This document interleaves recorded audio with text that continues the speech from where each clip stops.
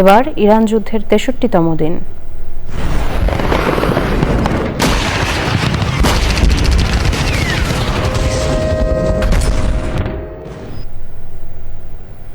আবারও যুদ্ধের দামামা বেজে ওঠার শঙ্কায় মধ্যপ্রাচ্য। মাত্র একদিনে প্রায় ৬,৫০০ টন গোলাবারুদ ও সামরিক সরঞ্জাম মজুত করেছে ইসরায়েল।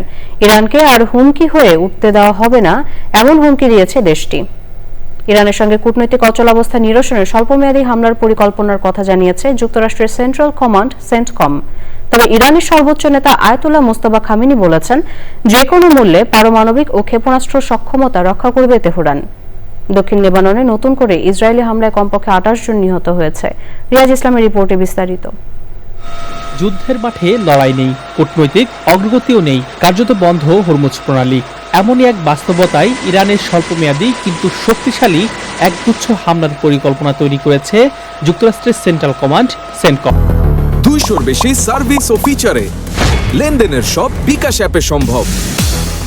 বিবিসির খবর, ট্রাম্প এখনো এই পরিকল্পনার অনুমোদন দেননি, বরং তিনি ইরানের বিরুদ্ধে চলা নৌ অবরোধ ও অর্থনৈতিক চাপ বজায় রাখাকে প্রাধান্য দিচ্ছেন। এই নীতিকে ট্রাম্প বোমার চেয়েও কার্যকর বলে উল্লেখ করেছেন।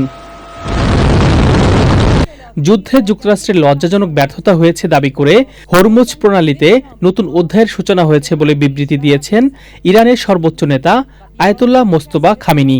তিনি বলেন, ইরানিরা দেশের পারমাণবিক এবং ক্ষেপণাস্ত্র সক্ষমতাকে তাদের জাতীয় পুঁজি হিসেবে দেখে। ভূমি, নৌ ও আকাশ সীমান্তের মতোই পারমাণবিক ও ক্ষেপণাস্ত্র সক্ষমতাকেও রক্ষা করবে ইরান। ইসরায়েলের প্রতিরক্ষা মন্ত্রী ইসরায়েল কাটস বলেছেন, ইরান যাতে ভবিষ্যতে ইসরায়েল ও মার্কিন যুক্তরাষ্ট্রের জন্য আর হুমকি হতে না পারে তা নিশ্চিত করা হবে। দুটি জাহাজ ও বেশ কয়েকটি উড়োজাহাজে করে প্রচুর সামরিক সরঞ্জাম ও গোলাবারুদ ইসরায়েলে আনার কথা জানিয়েছে ইসরায়েলের প্রতিরক্ষা মন্ত্রণালয়।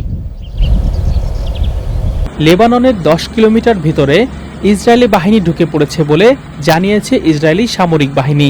লেবাননের দক্ষিণাঞ্চলের প্রায় ৬০টি গ্রামকে শত্রুমুক্ত ঘোষণা করেছে তারা।